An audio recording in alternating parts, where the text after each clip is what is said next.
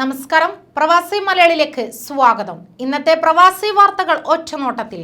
Saudi അറേബ്യയിൽ ഇന്ന് പുതിയതായി 75 പേർക്ക് കൂടി കോവിഡ് സ്ഥിരീകരിച്ചു. ചികിത്സയിലുള്ളവരിൽ 64 പേർ കോവിഡ് മുക്തരായി. രാജ്യത്തെ വിവിധ ഭാഗങ്ങളിലായി 6 പേർ കൂടി മരിച്ചതായും സൗദി ആരോഗ്യ മന്ത്രാലയം വാർത്താക്കുറിപ്പിൽ അറിയിച്ചു. രാജ്യത്ത് ഇന്ന് 53,730 RT-PCR പരിശോധനകൾ നടന്നു. 5,46,411 കോവിഡ് കേസുകളാണ് രാജ്യത്ത് ഇതുവരെ റിപ്പോർട്ട് ചെയ്യപ്പെട്ടത്. ആകെ 5,35,373 പേർ രോഗമുക്തരായി. ആകെ മരണസംഖ്യ 8,651. കോവിഡ് ബാധിച്ച് നിരീക്ഷണത്തിലുള്ളവരുടെ എണ്ണം 2,387 ആണ്. യുഎയിൽ പുതിയതായി 521 പേർക്ക് കൂടി കോവിഡ് വൈറസ് ബാധ സ്ഥിരീകരിച്ചു. ഇന്ന് 614 പേർ രോഗമുക്തരായി. കഴിഞ്ഞ 24 മണിക്കൂറിനിടെ രാജ്യത്ത് കോവിഡ് ബാധിച്ച് 2 പേരാണ് മരിച്ചത്.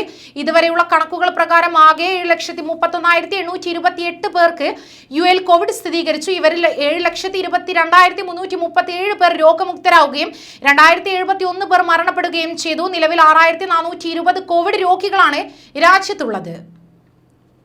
സൗദി അറേബ്യയിൽ ഇന്ന് പുതിയതായി 85 പേർക്ക് പുതിയതായി കോവിഡ് സ്ഥിരീകരിച്ചു. 49 പേർ സുഖം പ്രാപിച്ചു. കഴിഞ്ഞ 24 മണിക്കൂറിനിടെ രാജ്യത്തെ വിവിധ ഭാഗങ്ങളിലായി 5 പേർ കൂടി മരിച്ചെന്നും സൗദി ആരോഗ്യ മന്ത്രാലയം വാർത്താക്കുറിപ്പിൽ അറിയിച്ചു. രാജ്യത്ത് ഇന്ന് 49,548 RT-PCR പരിശോധനകൾ നടന്നു. ഇതുവരെ രാജ്യത്ത് റിപ്പോർട്ട് ചെയ്യപ്പെട്ട ആകെ കോവിഡ് കേസുകളുടെ എണ്ണം 5,46,336 ആയിരുന്നു. ഇതിൽ 5,35,309 പേർ രോഗമുക്തരാവുകയും ചെയ്തു. 10 വർഷത്തിനിടയിൽ ആദ്യമായി ഒമാൻ ജനസംഖ്യയിൽ കുറവുണ്ടായതായി കണക്കുകൾ. National centre for statistics and ഇൻഫോർമേഷന്റെ കണക്കുകൾ പ്രകാരമാണിത്.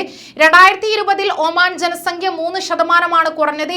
ഏറ്റവും പുതിയ കണക്കുകൾ അനുസരിച്ച് സെപ്റ്റംബർ ആദ്യവാരത്തിൽ ഒമാനിലെ ജനസംഖ്യ 4,41,1756 ആണ്. ഇവരിൽ 63% പേരും സ്വദേശികളും ബാക്കി 37% പ്രവാസികളുമാണ്. അവധിക്ക് പോയ തൊഴിലാളികളെ ജോലിയിൽ നിന്ന് പിരിച്ചുവിടരുതെന്ന അറിയിപ്പുമായി ദുബായ് മാനവ വിഭവശേഷി സ്വദേശിവൽക്കരണ മന്ത്രാലയം. സ്വകാര്യ മേഖലയിൽ സന്തുലിതാവസ്ഥ നിലനിർത്താൻ തൊഴിലാളികളും തൊഴിലുടമകളും അവരവരുടെ ഉത്തരവാദിത്തങ്ങളും അവകാശങ്ങളും അറിഞ്ഞിരിക്കണം. തൊഴിൽ കരാറിന്റെ പകർപ്പ് തൊഴിലാളികൾക്ക് തൊഴിലുടമ നൽകുകയും ഇതിലെ വ്യവസ്ഥകൾ പാലിക്കുകയും ചെയ്യണമെന്ന് അധികൃതർ ചൂണ്ടിക്കാട്ടി.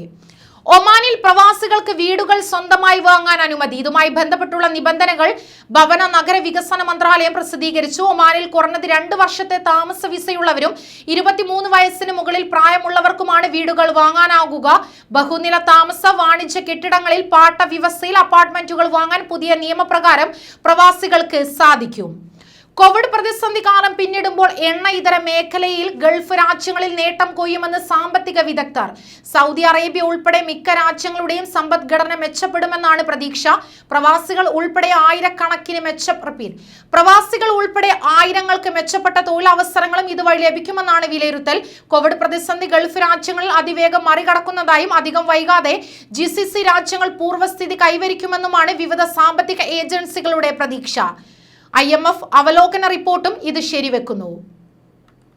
സൗദിയിൽ നിന്ന് ഇന്ത്യയിലേക്കുള്ള ചാർട്ടേഡ് വിമാന സർവീസുകൾ അവസാനിപ്പിക്കുന്നു. സൗദി അറേബ്യ അയൽ രാജ്യങ്ങളിലേക്കുള്ള യാത്രാവിലക്ക് നീക്കിയതോടെ കൂടുതൽ കണക്ഷൻ സർവീസുകൾക്ക് തുടക്കമായി. ഇത് ചാർട്ടേഡ് വിമാനങ്ങളെ ആശ്രയിക്കുന്നവരുടെ എണ്ണത്തിൽ കുറവ് വരാൻ ഇടയാക്കിയതാണ്. കാരണം നാട്ടിലേക്ക് മടങ്ങുന്നതിന് വന്ദേ ഭാരത് ഉൾപ്പെടെയുള്ള ചാർട്ടേഡ് സർവീസുകളായിരുന്നു സൗദിയിലെ പ്രവാസികൾക്ക് ഏക ആശ്രയം.